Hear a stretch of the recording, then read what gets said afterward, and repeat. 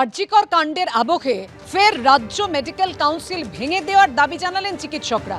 কি অভিযোগ তারা করছেন, কেন তারা রাজ্য মেডিকেল কাউন্সিল ভেঙে দিতে চাইছেন? কারণ রাজ্য মেডিকেল কাউন্সিল দুর্নীতির আখড়া হয়ে উঠছে, এর সঙ্গে জড়িয়ে রয়েছেন অনেক চিকিৎসকও।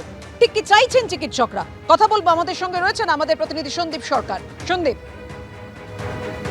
দিনে দুবার ব্যবহার করো স্টপেজ ক্রিম আর নিজেকে রাখো evergreen. Keya Seth aroma therapy stop age cream আর খুঁজে পাও নতুন আমিকে।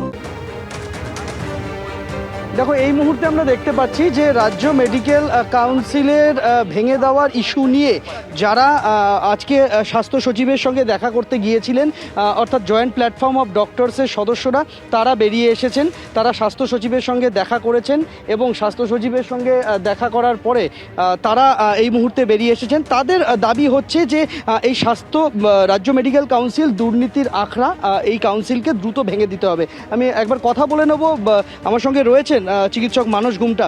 মানসবাবু, এই দাবি কেন উঠলো? রাজ্য মেডিকেল কাউন্সিল ভেঙে দেওয়ার দাবি কেন উঠছে? মেডিকেল কাউন্সিলের থাকার কোনো নৈতিক অধিকারই নেই। ওখানে যিনি রেজিস্ট্রার হয়ে বসে আছেন তার নিয়োগটাই বেআইনি। ওখানে রিটায়ারমেন্টের পর 4 বছর ওই চেয়ারটা নিয়ে উনি বসে আছেন, এবং আমরা যখন তার কাছে গেছিলাম তখন উনি বললেন মৌখিক অর্ডারে বসে আছি।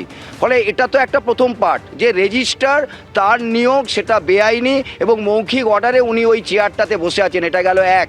আমরা জানতে পারছি যে মেডিকেল কাউন্সিলের 5 জন না 6 জন তারা রেজিগনেশন দিয়েছে।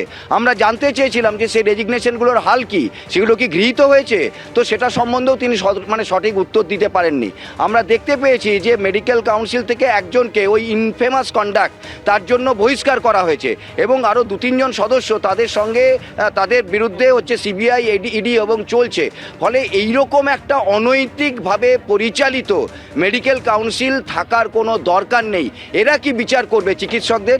এরা কি বিচার দেবে সাধারণ মানুষের? ফলে এই মেডিকেল কাউন্সিলকে অবিলম্বে ভেঙে দিতে হবে, বন্ধ করতে হবে।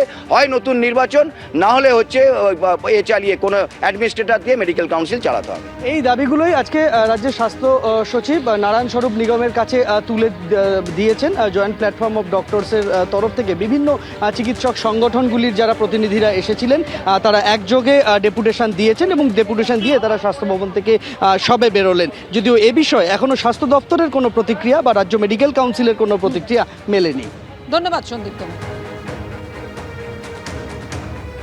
অর্থাৎ রাজ্য মেডিকেল কাউন্সিল ভেঙে দেওয়ার দাবি জানাচ্ছেন, স্বাস্থ্য সচিবের কাছে দরবার করছেন joint platform of doctors.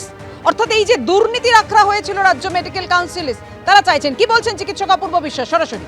Councillor কিন্তু তার নাম বলেননি, বলছেন যে সেট করেছিল। এই সেটের বিষয়টি নিয়ে পরবর্তীকালে কারোর সঙ্গে আলোচনা করেছিলেন? ছেড়ে দে।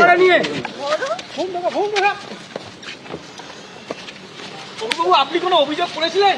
বলছি, আপনি কি সেটের ভয়েই কাজটা করলেন নাকি নির্দেশ দিয়েছিল কেউ? কে সেই কাউন্সিলর? বলবেন প্লিজ, কে ছিল সেই কাউন্সিলর? সেই এক্স কাউন্সিলর কে ছিল প্লিজ?